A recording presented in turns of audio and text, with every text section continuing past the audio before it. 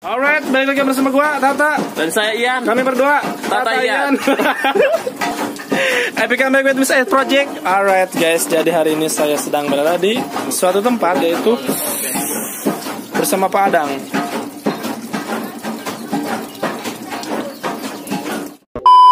Pak Adang, mau bertanya nih, kira-kira rata-ratanya penghasilan orang-orang di sini itu berapa? Kalau di sini penghasilannya alhamdulillah ya, 2 hari itu bisa mencapai 2 jutaan lah. Kok bisa? Ya karena kan. Jadi kemarin itu saya mengambil batuan yang ada di lubang dan sekarang akan dimasukkan ke mesin rendaman. Jadi seperti inilah batuan yang saya ambil kemarin di lubang, penampakannya seperti ini. Karena sudah ditumbuk ya jadi kecil-kecil. Itu adalah suara alat penumbukan. Nah di sana ada mesin penumbukan. Itu adalah mesin tumbuk batu. Jadi di sini itu ada mesin gelundung ya. Nah di sini ada limbah atau batuan yang sudah diambil serat emasnya. Nah ini ntar akan dibuang. Di sini ada apu. Nah, apu ini adalah bahan pokok utama dan CN terus karbon yang akan dijadikan campuran untuk mengambil serat emas. Nah di sini adalah alat rendaman itu yang saya maksud tadi. Di sini ada Pak Adang. Pak Adang gimana? Ya gimana? Lancar? Alhamdulillah nih. Tidak madet? Tidak terlalu besar malah. Alright. Jadi sirkulasinya sangat bagus ya. Ya, lihat aja naiknya besar.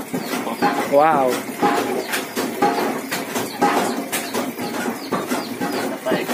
Rendaman ini kami isi dengan 6 beban setengah. Nah, sebebannya itu sekarang kayak gini.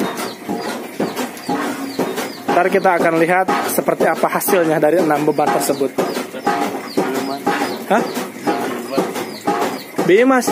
Beleman. Oh, Bisa terkena.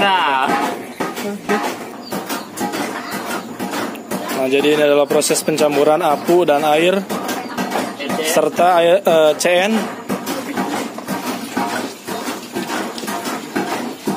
Nah, jadi 3 bahan pokok ini akan menjadi bahan yang sangat utama ya. Yang akan menghasilkan emas 1 kilo. Mas Rudi.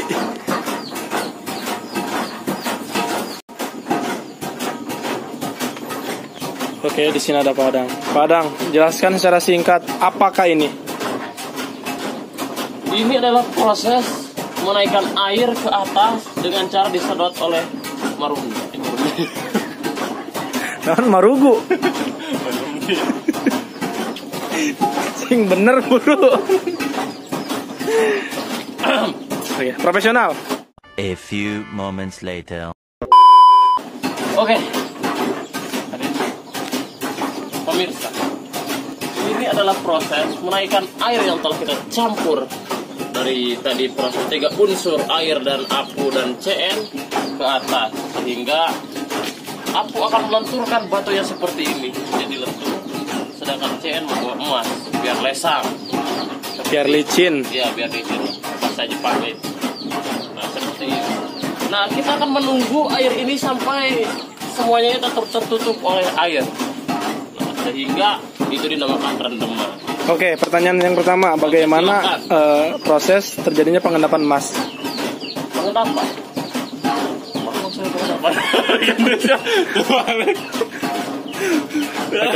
Oke, pertanyaan yang pertama Pak Adang. Nah, Oke, silakan. dari rendaman ini kira-kira emasnya itu di mana ntar? Oke, emasnya itu ntar kita di sini nih. Kita taruh menggunakan karung ya. Sebenarnya ada berbagai cara. Nah, kita bisa menggunakan ember yang digolongi bawahnya itu dengan bisa paku, jarum ataupun apapun. Tapi saya menggunakan mana Bapak Chef contohnya ya, tidak ada di sini. Oke, next. Oke. Lanjut ntar. Ntar kita lanjut ya.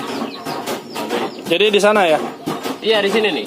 Kita sambung di sini dan menggunakan ini. Ini untuk menyaring kotoran. Biarpun sudah bolong, kita akan ganti nanti. Ini untuk menyaring, nah kita tempel seperti ini. Nah, sehingga yang ke bawah itu bukan batu, tapi emas. Dan Terus emasnya itu ditangkap oleh apa, Pak Adang? Oh, nanti ada karbon. Kalau di kita itu bahasa Jepangnya itu ruhak. Ruhak. Iya, ruhak kelapa sawit yang sudah diolah dengan sempurna. Oh, seperti itu ya. Iya, seperti halnya berber. Untuk takaran air, Pak Adang, gimana ini takaran airnya? Oh, begini ya. Takaran air itu kira-kira kita ini lihat aja di sini. Kalau kita udah beberapa kali mengolah, pasti di sini itu sudah pernah melihat takarannya di bawah tuh, lihat. Bak itu kita mengisi 6 itu ininya nih. Tolong pasang ke sini. Segini itu apa? 6 itu akan tertutup atau tidak? Nah, pasti sudah pernah mencoba ya. 6. Jadi kita ada percobaan dulu atau kita biasa disebut penelitian Atau tes ya, terlebih dahulu ya. Terlebih dahulu. Nah, kita lihat aja di sini belum tertutup oleh air, masih banyak air di bawah. Mirsa. Berarti kalau misalkan di sini belum terisi dengan air atau belum tertutup, nah di sini sudah habis, berarti kita harus menambah kembali iya. airnya. Kita bisa menambahkan dengan cara apa? Nah, seperti ini. Ini kan selang nih. Ini namanya airnya air netral. Jadi belum tercampur oleh sebuah zat, sebuah obat seperti itu. Dengan cara kita buka keran ini sehingga tercampur kembali air netral dan obat yang tersebut. Nah, lalu dinaikkan ke sini sampai ini tertutup. Oh, siap. Oke. Seperti itu. Pak Adang, mau bertanya nih, kira-kira rata-ratanya penghasilan orang-orang di sini itu berapa? Kalau di sini penghasilannya alhamdulillah ya, 2 hari itu bisa mencapai 2 jutaan lah. Kok bisa? Ya karena kan kita mengambil batu dari gunung itu sehari itu 5 beban. Terus diolah, oh berarti salah ya, maaf. Kalau bisa kita jumlahkan 4 hari lah 2 juta. Dengan proses semuanya ini, itu terima bersih. Kemarin katanya Pak Asep Group ada yang babagi hutang, gimana itu Pak Adang? Oh, itu juga ada ya, tergantung batunya yang di gunungnya ya itu. Ada yang membagi hutang.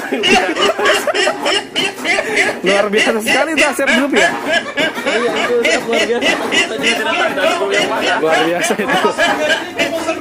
Sekali babaginya itu babagi hutang ya. Iya, sangat Luar biasa itu. Itu harus kalau hutangnya dibayar itu susah dibayar ya. susah dibayarnya itu. Sekali. Itu peningkatan hidupnya itu drastis ya. Sangat drastis ya. Sekarang aja tidak ada terus kemana. Oh iya, kemarin dengar-dengar itu Pak Gaper itu gimana kabarnya Pak Gaper? Oh itu alhamdulillah ya. Dia itu semenjak ngolah di saya itu sampai dia lari ke rumah sakit. Jadi Kang Gaper itu langsung kabunut ya? Iya. Oh iya.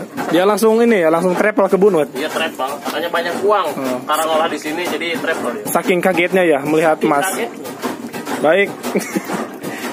Oke, teman-teman, mungkin demikian penjelasan dari Kuncen Pak Adang ya mengenai alat rendeman. Kalau misalkan ada pertanyaan silahkan kalian tanyakan di kolom komentar. Kalau misalkan kalian ada tuntutan silahkan tanya ke Pak Adang. Aduh, dan pembukaan tuh. Nah guys, di sana ada tangki dengan 2 tabung ya. Itu yang maksud saya kemarin di video sebelumnya, yang tangki 2 tabung. Di sana ada alat pengebosan. Hah? Jadi seperti ini guys permukaannya, penampakannya.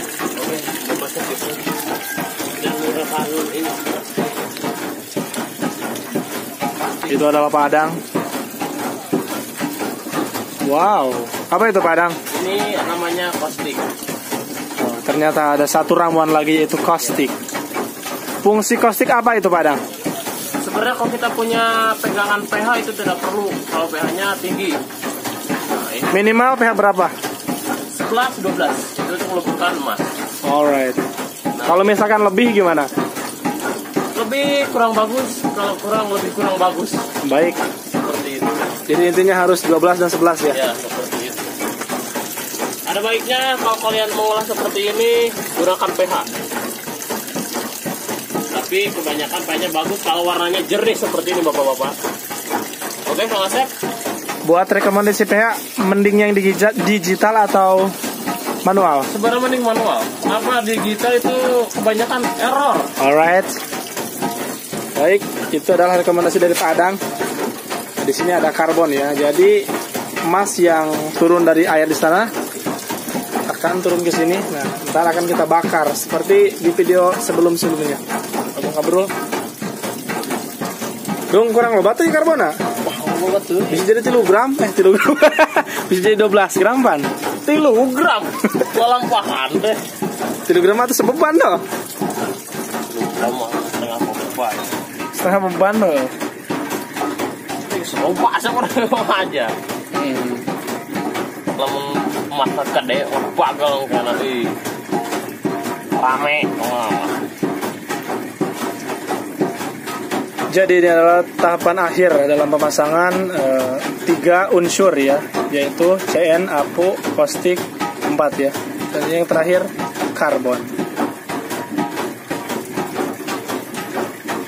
Sebenarnya caustic itu tidak terlalu penting ya Pak Adang? Iya sebenarnya.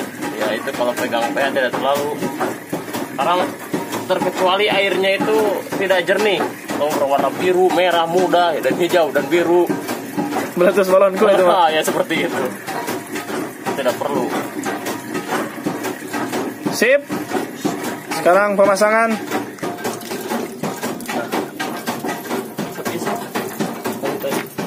Si copot Asia mantap gitu. Untuk proses sirkulasi kira-kira berapa hari Pak Adang? Ya sebenarnya itu bisa kita taksir sendiri ya.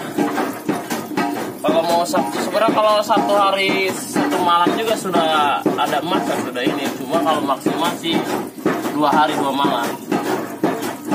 Kalau lebih dari itu juga tergantung batu ya, tergantung kandungan emas yang banyak. Kalau terlalu banyak atau terlalu lama, kadang kadarnya itu tuh rendah. Yang tadinya kadarnya 102 menjadi kadar 0,2. Oh, seperti itu. Iya, seperti itu. Luar kinasa itu ya? Iya, saat luar kinasa ya.